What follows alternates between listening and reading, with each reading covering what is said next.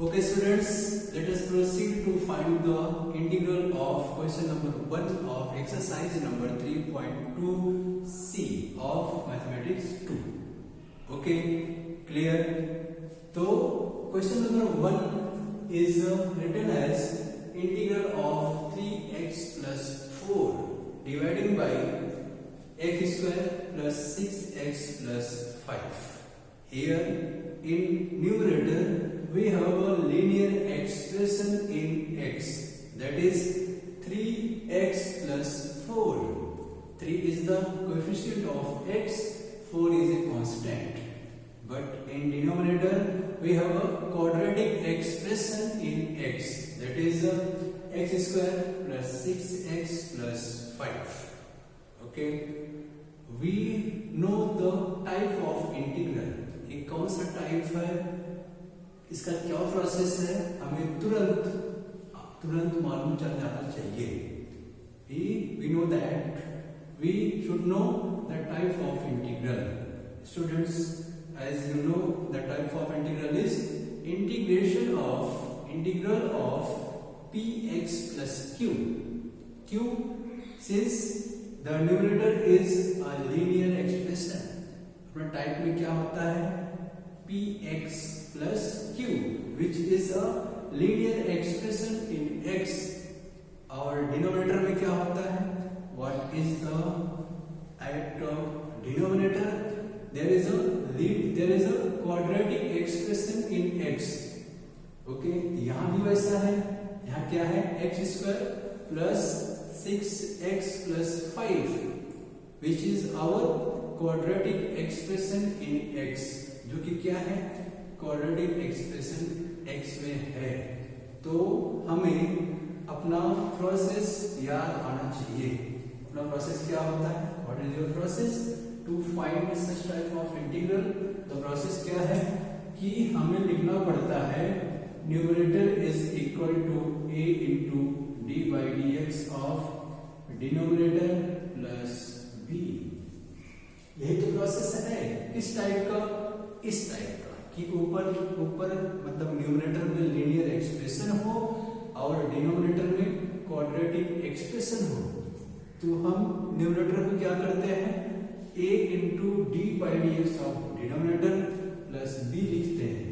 अब बताती है कि capital A and capital B जो अननोन्स हैं, जिसका हमें वैल्यूज फाइंड आउट करना है, वो कैसे मिलेंगे, उन्हें कैसे आप फाइंड आउट करोगे, उसके लिए जरा देखिए. न्यूमरेटर क्या है, 3x plus 4 है, और a into T by D x of denominator लिख लीजिए जरा, that is x square plus 6x plus 5 plus b. लिख लिया मैंने. अब थोड़ा सा सिंप्लीफाई कर दीजिए, that is a into x plus 6 होगा, और इसका डेरिवेटिव क्या है, x स्क्वायर का 2x है और 6x का 6 है और 5 का तो 0 होता है आपको, और एक प्लस b लिख दीजिए.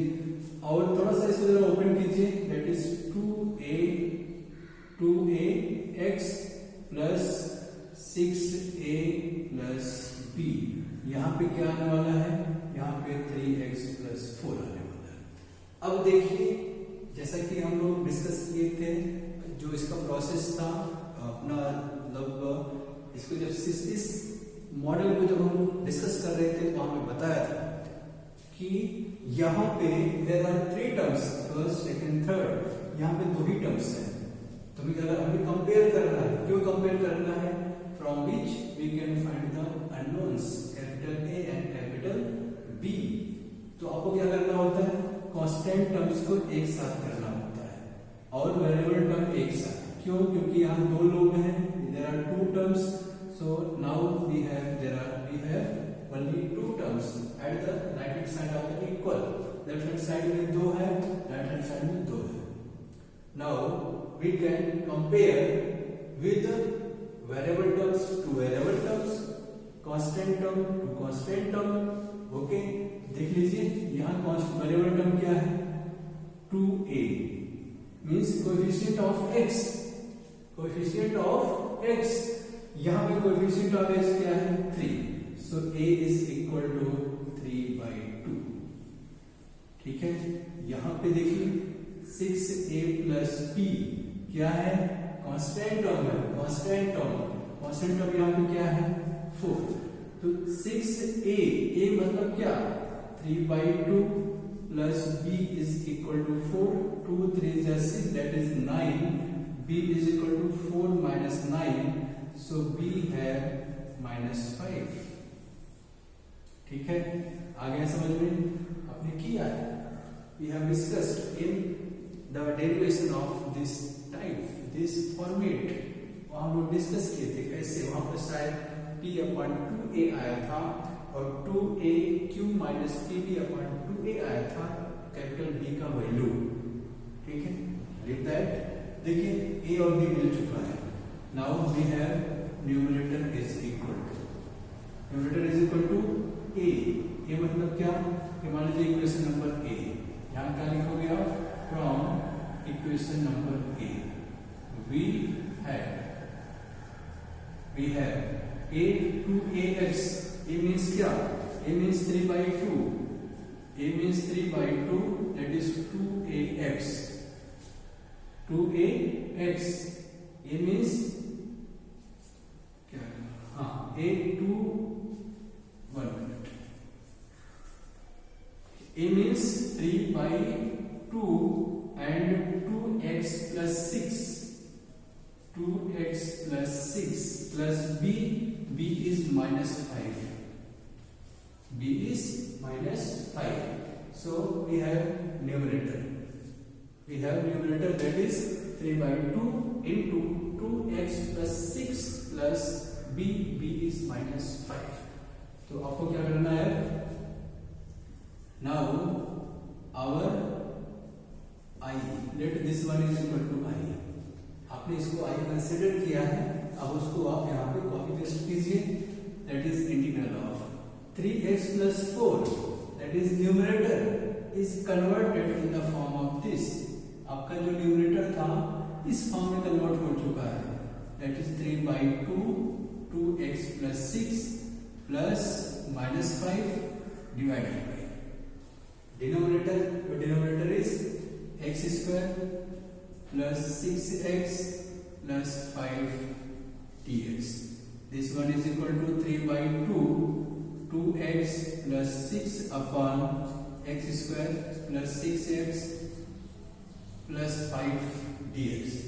ये आपका कैसा है, एलसीएम है, उसको आप डिस्ट्रीब्यूट कर दीजिए, we get plus -5 1 upon x square plus 6x plus 5 dx।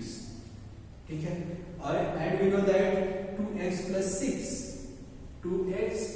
6 is the derivative of x square plus 6x plus 5, तो हमको we know that the integral is log of mod of x square plus 6x plus 5 plus into minus 5, that is 1 upon x square plus 6x plus 5 dx, this one is equal to 3/2 into log of x square 6x plus 5 minus 5, that this one is I, इसको आपने I1 assume कर लिया, clear हो गया। तो in this way you have reached at this stage, आपको क्या करना होगा, फर्स्ट टर्म रहेगा उसमें लॉग मिलेगा, log means since integral of f dash x upon f of x dx क्या होता है, लॉग होता है, मतलब हर क्वेश्चन में you will get in each question that is log of, okay. अब इसमें क्या मिलेगा, 1 upon quadratic equation, quadratic expression. अब इसको सॉल्व करना आपको आता ही है, you can solve this type of integral, okay, तो आप उसको सॉल्व कर सकते हैं using your previous exercise. Clear हो गया स्टूडेंट्स, नी डाउट?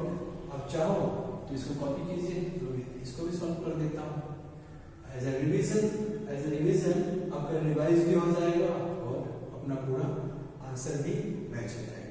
तो आप इसको कॉपी कीजिए, हम अभी आगे बढ़ते हैं।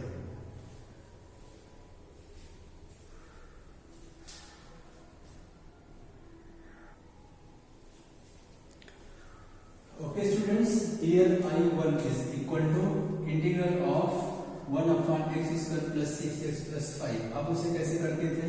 देखिए x square plus 6x plus 5 यह आपका ऑलरेडी इक्वेशन इन x है, तो हमें क्या करना होता है इसमें? We have to make it in perfect square form, means a square plus b square या a square minus b square या b square minus, कैसे भी करके परफेक्ट स्क्वायर फॉर्म में कन्वर्ट करना होता है। आप कैसे करते थे? Using your class 10 concept, that is solution of quadratic equation using perfect square method। Using perfect square method आप कैसे करते थे? देखिए पहले तो आप इसको कोएफिशिएंट ऑफ एक्स स्क्वायर बनाते थे, बट यहाँ पे by luck coefficient of x square already 1 है, तो कोई दिक्कत नहीं है। उसके बाद आप थर्ड टर्म निकालते थे। थर्ड टर्म का फॉर्मूला क्या होता है? 1/2 into coefficient of x, that is 6 to the whole square, 2 3 जा 6, that is 9।